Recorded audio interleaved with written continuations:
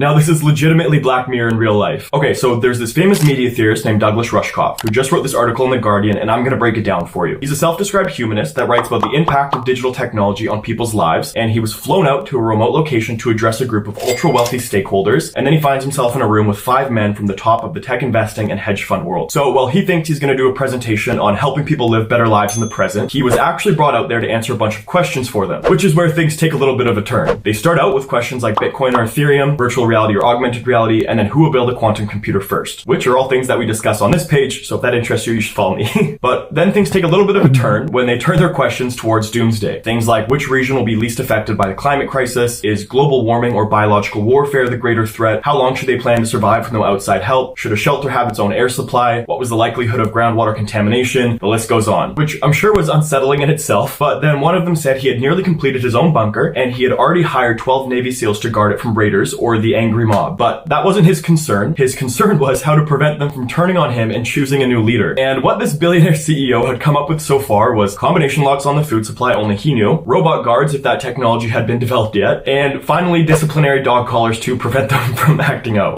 Douglas tried to suggest pro-social arguments like treating them like friends to build loyalty now, but I don't think that crossed their mind. But it did teach Douglas a very important lesson on the state of our world, which I'm going to touch on in the next part.